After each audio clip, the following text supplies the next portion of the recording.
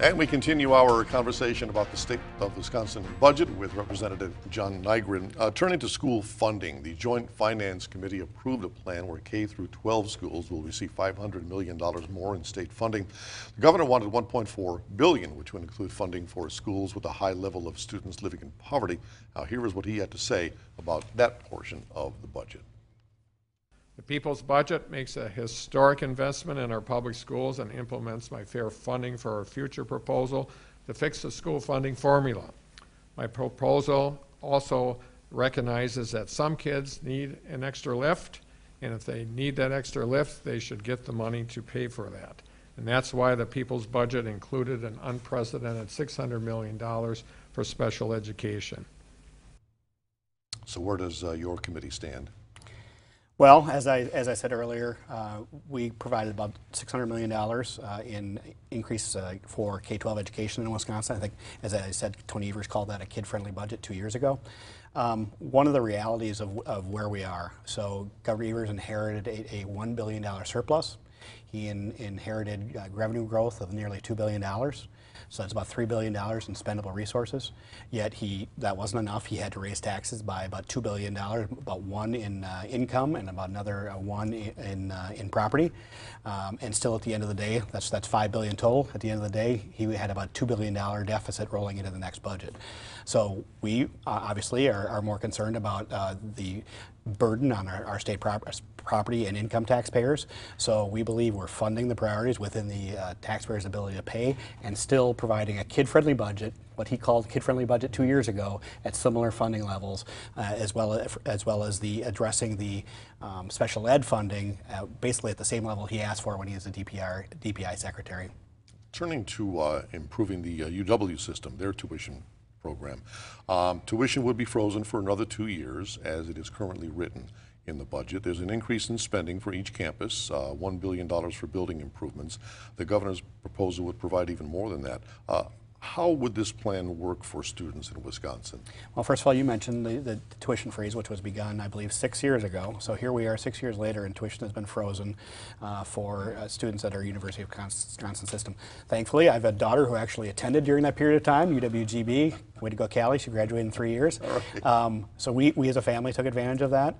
We're looking to commit that going forward. We actually provided about, I believe it was about $104 million in resources outside of the capital investment you're talking about $1.1 billion.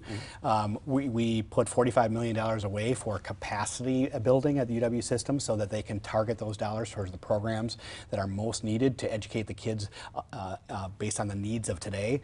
You know, I think it's most important for kids going to college today to understand what the opportunities are in our communities, what the needs of the future look like, and that's where UW can kind of target their programs to fill those needs so that our economy has the workers that they need, but that our kids coming out of our K-12 and our high school and our college system have availability with the skills to fill those needs. So we believe we're meeting those priorities. $100 billion. I think Ray Cross called it a kick in the shin initially. I challenge Ray Cross, you know, $100 million, you can kick me in both shins if that's the case. Turn to taxes. The governor proposed a cut to income taxes on the average of about $216 per person in 2019, in part by increasing taxes for manufacturers on capital gains. The plan was rejected. What's the difference in Evers' plan versus the Republican plan? So we actually provide a middle-class tax cut as well, targeted at the two lowest brackets. Actually, the dollar amount is very, very similar, but we do it based on the revenues of the state of Wisconsin rather than increasing taxes on someone else. One of the reasons we are in the position we are with these record revenues and this record surplus is because of our economy has been growing as strong as it has. So I guess my question is, why would you change course? Why would you change what's been working and try to place a further burden on our business and job creators in our state, so that our goal is to continue to grow this economy, not to hamper it in the future. Under the budget plan, property taxes would go down by some $60 million over 2 years. Is it enough of a help for homeowners? Will it help homeowners? Well, remember, under Governor Walker, actually, property taxes in the last budget were lower than they were in 2010. So, I mean, that's an amazing fact. In my lifetime, I'd never seen that happen. Governor Evers allows a little bit of an increase. I think it's like 1.6% the first year and maybe about a similar number the second year. Our goal is to be lower than Governor Evers.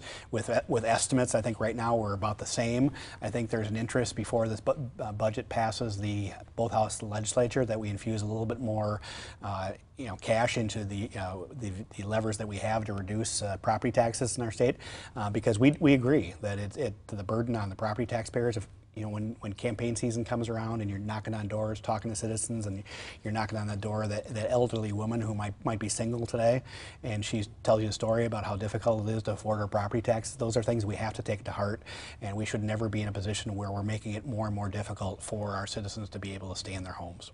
And we continue with John Nygren right after this, so please stay with us.